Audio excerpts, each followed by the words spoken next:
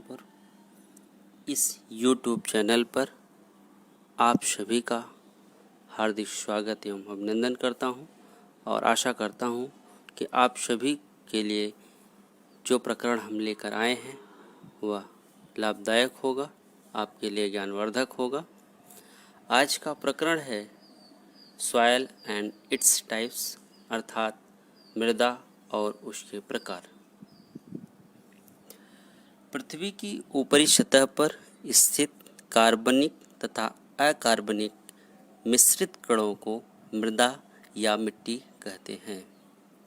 या साधारण बोलचाल की भाषा में मिट्टी का अर्थ भूमि से लगाया जाता है। भूमि पृथ्वी की ऊपरी परत है जिसमें वनस्पतियां उगती हैं।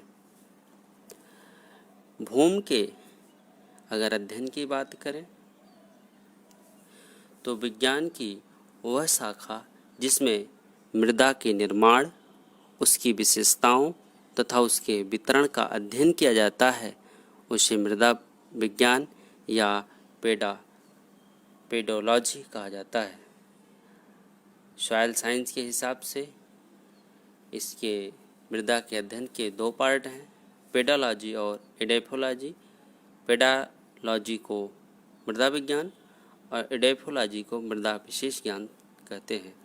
मृदा विशेष ज्ञान के अंतर्गत हम लिविंग थिंग्स पर मृदा के प्रभाव का अध्ययन करते हैं। अगर हम बात करें मृदा की तो मृदा हमारे लिए 4 प्रकार से लाभदायक है या यह हमारे जीवन में 4 प्रकार से अहम रोल निभाती है। पहला, मीडियम फॉर प्लांट ग्रोथ। दूसरा, means of water storage, supply and purification. Water storage का काम करती है, सप्लाई और उसके प्योरीफिकेशन में अहम रोल अदा करती है मृदा। मॉडिफायर्स ऑफ अर्थ एटमॉस्फेयर, अर्थात यह लिथोस्फीयर के रूप में इन्वायरमेंट का एक पार्ट है। हैबिटेट फॉर ऑर्गेनिज्म, जीवों के लिए निवास स्थान के रूप में है। और protector from water loss problem, जो जल की समस्या है उस समस्या से हमें बचाती है, उसमें भी हमें मदद करती है। आइए हम थोड़ी सी चर्चा सॉइल के बारे में आगे करते हैं। सामान्यतः सभी मिट्टियों की उत्पत्ति चट्टानों के टूटने से हुई है। सूक्ष्मदर्शी द्वारा तथा रासायनिक विश्लेषणों से पता चलता है कि चट्टानों के टूटने की क्रिया विभिन्न प्राकृतिक कारकों जैसे जल, हवा आदि तथा प्रकृति में पाए जाने वाले विभिन्न रासायनिक द्रव्यों जैसे ऑक्सीजन, कार्बन डाइऑक्साइड तथा अम्लीय एवं क्षारीय पदार्थ आदि के प्रभाव से धीरे धीरे होती है। इन प्राकृतिक क्रियाओं द्वारा चट्टानों का छोटे छोटे खड़ों में परिवर्तित होने की क्रिया को अपक्षय या विदरिंग कहते हैं। यह निश्चित है कि मिट्टी की उत्पत्ति चट्टानों से हुई है, परंतु खेतों की मिट्टी में चट्टानों के खनिजों के साथ साथ पेड़ पौधों तथा अन्य जीव जंतुओं के अपघटन से कार्बनिक पदार्थ भी पाए जाते हैं। अब चलते हैं, हम बात करते हैं सॉइल प्रोफाइल। सॉइल प्रोफाइल, जैसा कि हम सभी जानते हैं कि मृदा जो मिट्टी है वह कई स्तरों से स्तरित होती है, कई बनी होती है। जैसे कि हम जानते हैं जब चट्टानों से मिट्टी टूटती है तो इसकी एक परत जमा होती है, अगले वर्ष अगर फिर टूटी तो दूसरे परत के रूप में जमा हो जाती है। इस तरह कई परतों में होती है। यदि हम मिट्टी की ऊपरी सतह लगभग 10 फुट गहरा गड्ढा खोदें और मिट्टी का पार्श्वावलोकन करें तो हमें नियमित रूप से भिन्न रंग एवं संरचना एक स्तर से दूसरे स्तर तक मिलती जाती है। जल बहुत से रासायनिक द्रव्यों को लेकर ऊपरी संस्तर अर्थात होरिजिन से होते हुए नीचे की संस्तर की ओर जाता है और विभिन्न रासायनिक क्रियाओं द्वारा मिट्टी के विभिन्न परतों में मिट्टी का रंग बदल जाता है। ये जो संस्तर वैज्ञानिकों द्वारा बताए गए हैं वो क्रम से O, A, B, C तथा R हैं। जैसा कि आप स्लाइड में देख रहे हैं, जो सबसे ऊपर जो लेयर सरफेस लेयर होता है उसमें organic debris partly decomposed material होते हैं, उसे ओरिजिन कहा जाता है। टॉप सॉयल जो सबसे ऊपरी लेयर के बाद जो मुख्य लेयर होती है पौधों के लिए जो बहुत लाभदायक होती है, जिसमें मिनरल पार्टिकल्स ऑर्गेनिक मटेरियल से मिक्स्ड होते हैं।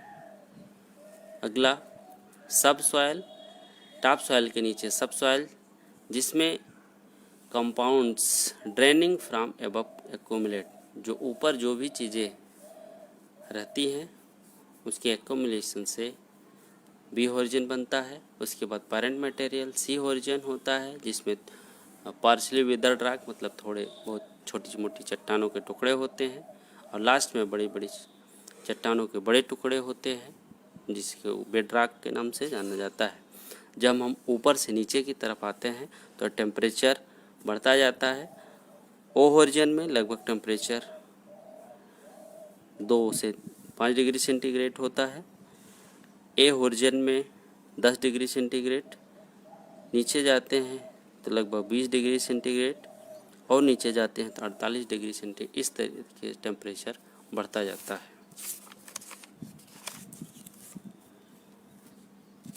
अब आइए हम चर्चा करते हैं मृदा के प्रकार, टाइप्स ऑफ सॉयल। मृदा के प्रकार, सर्वप्रथम 1879 ईस्वी में डोकशेव ने मिट्टी को 2 भागों में वर्गीकृत किया, जो सामान्य और असामान्य वर्ग थे। लेकिन भारत की मिट्टी को मुख्यतः 5 वर्गों में विभाजित किया गया: जलोढ़ मिट्टी, एलुवियल सॉयल, काली मिट्टी, ब्लैक सॉयल, लाल मिट्टी, रेड सॉयल, लैटेराइट सॉयल और डिजर्ट सॉयल, जिसे मरु मिट्टी या शुष्क मिट्टी भी कहते हैं। लेकिन भारतीय कृषि अनुसंधान परिषद ICAR ने भारत की मिट्टी को मुख्यतः 8 समूह में बांटा गया है। ये 8 जो समूह हैं इनके बारे में भी हम विस्तृत चर्चा करेंगे। इन मृदा मिट्टी के संरक्षण के लिए 1953 में केंद्रीय मृदा संरक्षण बोर्ड की स्थापना की गई। आइए हम इन 8 समूहों पर थोड़ी सी चर्चा करते हैं। जलोढ़ मिट्टी, जिसे हम दोमट मिट्टी भी कहते हैं, क्षेत्रफल की दृष्टि से भारत में सबसे अधिक 40% क्षेत्रफल पर जलोढ़ मिट्टी मिलती है। यह गेहूं के लिए अच्छी मानी जाती है। इसका निर्माण नदियों के निक्षेपण से होता है। इसका निर्माण बलुई तथा चिकनी मिट्टी से होता है। यह मुख्यतः उत्तर के मैदान, सिंध के मैदान, ब्रह्मपुत्र के मैदान में इस प्रकार की मिट्टी पाई जाती है। काली मिट्टी, काली मिट्टी का क्षेत्रफल की दृष्टि से दूसरा स्थान है भारत में। यह सबसे अधिक महाराष्ट्र तथा गुजरात प्रांत में पाई जाती है। इसका निर्माण मुख्यतः ज्वालामुखी के उद्गार से बने विशाल चट्टानों के टूटने से हुआ है। दक्षिण भारत में काली मिट्टी को रेगुर मिट्टी के नाम से भी जाना जाता है, और इसे हम उत्तर भारत में केवाल तथा केरल में साली के नाम से भी जानते हैं। काली मिट्टी कपास के लिए उत्तम मानी जाती है, और ऐसा माना जाता है कि आयरन की अधिकता के कारण ये मिट्टी काली होती है। लाल मिट्टी, क्षेत्रफल की दृष्टि से लाल मिट्टी का तीसरा स्थान है। इसका निर्माण ग्रेनाइट चट्टानों के टूटने से हुआ है। सबसे अधिक लाल मिट्टी तमिलनाडु राज्य में पाई जाती है। आयरन ऑक्साइड की अधिकता के कारण यह लाल दिखाई देती है। इसमें मुख्यतः मोटे अनाज की पैदावार अच्छी होती है। लैटेराइट मिट्टी, क्षेत्रफल की दृष्टि से इस मिट्टी का चौथा स्थान है। इस मिट्टी में लौह ऑक्साइड तथा एल्युमिनियम ऑक्साइड की मात्रा अधिक होती है। यह चाय, कॉफ़ी तथा काजू के लिए अच्छी मानी जाती है। यह असम, कर्नाटक, तमिलनाडु आदि राज्य में इसकी अधिकता होती है। पर्वतीय मिट्टी, इस मिट्टी में कंकड़ पत्थर की मात्रा अधिक होती है। इस पर मुख्यतः बागवानी कृषि होती है। इस मिट्टी में मुख्यतः मसालों तथा फलों की खेती होती है। लवणीय या क्षारीय मिट्टी, लवणीय मिट्टी को क्षारीय मिट्टी, रेह मिट्टी, ऊसर मिट्टी आदि के नाम से भी जाना जाता है। यह मिट्टी उन क्षेत्रों में पाई जाती है जहां जल निकास की बेहतर सुविधा नहीं होती। लवणीय मिट्टी का निर्माण मुख्यतः समुद्र तटीय मैदानों में होता है। इस मिट्टी में नारियल की उपज अच्छी होती है। जैव मिट्टी या पीट मिट्टी या दलदली मिट्टी, यह मिट्टी फसल के लिए मुख्यतः अच्छी नहीं होती। शुष्क या मरुस्थलीय मिट्टी, यह मिट्टी ऐसे स्थानों पर पाई जाती है जहां पर वर्षा कम होती है। यह तिलहनों, ज्वार, बाजरा आदि के लिए अच्छी मानी जाती है। अब हम देखते हैं ग्राफिकल डिस्ट्रीब्यूशन ऑफ सॉयल। ये मिट्टी का डिस्ट्रीब्यूशन भारत में कहाँ है, जैसा कि आप देख रहे हैं फॉरेस्ट एंड माउंटेन टाइप की जो मिट्टी है वो ग्रीन से दर्शाई की गई, हरे रंग से। एलुवियल सॉयल जिसको हम हल्के हरे रंग से दर्शाया गया है। रेड एंड येलो सॉयल को पिंक कलर से दर्शाया गया है और ब्लैक सॉयल को स्लेटी रंग से दर्शाया गया इस मानचित्र में, और लेटराइट सॉयल को हल्के पिंक कलर से दर्शाया गया है और एरिड सॉयल को येलो कलर से दिखाया गया है, जैसा कि आप इस मैप में देख पा रहे हैं। आइए हम इस मृदा और उसके प्रकार तथा उसकी संरचना पर एक छोटा सा वीडियो क्लिप के माध्यम से हम अध्ययन करते हैं। मिट्टी लेते हैं और देखते हैं कि उसमें क्या होता है। सबसे पहले हम थोड़ी सी मिट्टी को एक बर्तन में लेंगे और इस बर्तन को एक ढक्कन से ढक देंगे। फिर हम उस बर्तन को थोड़ा सा गर्म करेंगे। यदि सूर्य की रोशनी तेज हो तो हम उस बर्तन को कुछ घंटों के लिए धूप में भी खुला रख सकते हैं। फिर हम ये ढक्कन हटा के देखेंगे। देखिए, ढक्कन पर तो पानी की कुछ बूंदें दिखाई दे रही है। ये कहाँ से आया? हमने तो इसमें पानी नहीं डाला था, हमने इसमें सिर्फ मिट्टी ही भरी थी। तो इससे हमें यह पता चलता है कि मिट्टी में पानी भी मौजूद होता है और जब हम इसे गर्म करते हैं यह पानी वाष्प में बदल जाता है और बाद में जब यह भाप या वाष्प ढक्कन से टकराती है तो यह ठंडी होकर पानी की बूंद में बदल जाती है।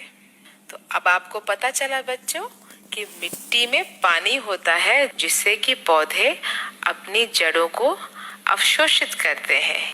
अब हम थोड़ी सी मिट्टी को एक बर्तन में डालेंगे और इसके ऊपर पानी डालेंगे। देखिए, इसमें कुछ पानी के बुलबुलें उठ रही हैं। इसका मतलब क्या हुआ? बिल्कुल सही, इससे यह पता चलता है कि मिट्टी में हवा भी मौजूद होती है। जब हम इसमें पानी डालते हैं, मिट्टी के कणों के बीच जो जगह खाली होती है उसमें हवा मौजूद होती है और यही हवा बुलबुलों के रूप में बाहर निकलती है। तो मिट्टी में मौजूद हवा पौधों की जड़ों को सांस लेने के लिए ऑक्सीजन प्रदान करती है। कई जीव जैसे कि केंचुए आदि भी मिट्टी में रहते हैं। वे सांस लेने के लिए मिट्टी में मौजूद इसी हवा का इस्तेमाल करते हैं। अलग अलग प्रकार की मिट्टी में पानी और हवा को सोखने की क्षमता अलग अलग तरह से होती है। यदि हम सिर्फ अपने आसपास ही देखेंगे तो भी हम यह कह सकते हैं कि मिट्टी कई प्रकार की होती है। लेकिन बच्चों, यह बताओ कि ये अलग अलग कैसी होती है।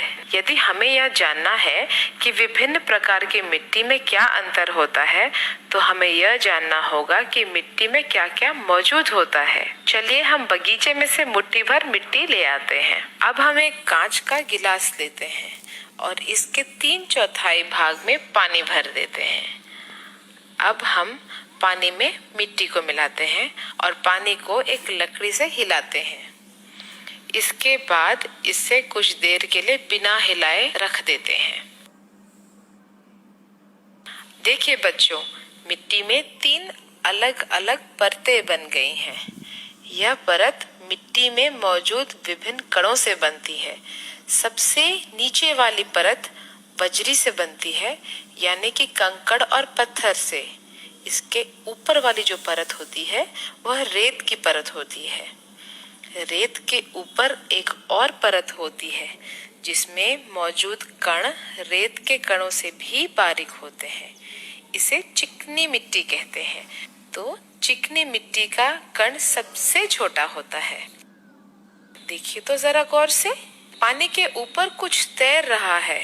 हाँ बच्चों, इसमें आपको सूखी पत्तियां मिलेंगी और सड़े हुए कार्बन पदार्थ भी मिल सकते हैं। इसी को खाद कहते हैं। खाद पौधों को पोषण प्रदान करती है और मिट्टी को उपजाऊ बनाती है। तो अब हम जानते हैं कि सामान्यतः मिट्टी छोटे कंकड़ों और पत्थरों से बनती है।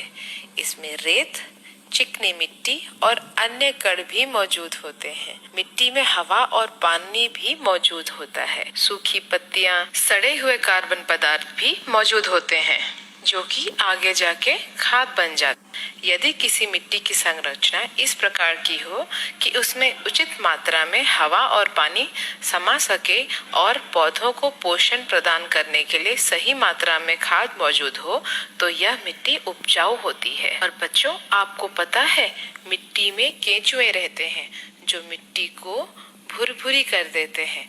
इससे ज्यादा मात्रा में हवा और पानी मिट्टी में समा सकते हैं। अब यदि